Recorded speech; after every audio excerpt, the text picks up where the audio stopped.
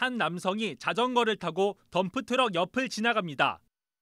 잠시 후 덤프트럭이 핸들을 꺾어 우회전을 시도하는 순간 자전거를 덮칩니다. 남성은 중상을 당했습니다. 서울에서 보행자가 우회전 차량에 부딪혀 사망한 사고는 지난해 총 14건. 올해는 빈도가 더 늘어 3달도 안 돼 벌써 6건이 발생했습니다. 사망사고의 75%는 화물차와 건설기계, 승합차 등 대형 차량이 냈는데 이는 차량의 구조적 문제도 한몫합니다. 운전자 위치에서 차량 우측 전방과 후방에 있는 보행자가 눈에 잘 안 띄기 때문입니다.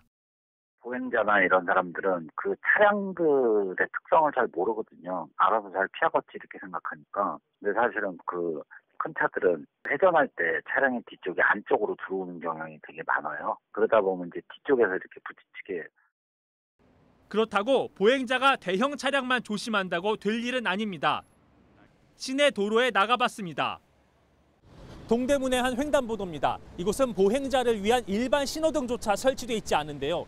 때문에 시민들은 불안한 마음으로 횡단보도를 건너고 있습니다. 그런데 한쪽에선 우회전하는 차량들이 거침없이 밀려들다 보니 시민들이 차량과 부딪힐 위험성은 더욱더 큽니다. 보행자들은 좌우를 살피며 종종 걸음으로 길을 건너고 승용차나 택시는 이들을 배려할 인내심이 없습니다. 빨리 가고 싶은데 기다려야죠. 그래도 그게 맞다고 생각합니다. 빨리 가려고 파고 들고 그런 게 현실. 부주의한 우회전 차량을 통제할 수 있는 대책으론 우회전 전용 신호등 설치가 거론됩니다. 서울경찰청은 서대문구 내부순환로 연희램프 교차로와 은평구 응암역 오거리, 서울역 서부역 주변 등 시내 총 54개 지역에 우회전 신호등을 우선 설치하기로 했습니다.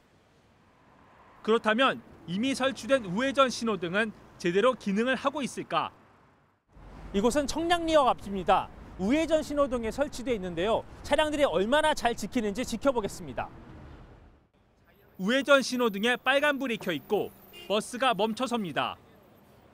녹색불이 들어오자 다시 출발합니다. 그런데 잠시 후 빨간불 상황에서 택시가 우회전을 합니다.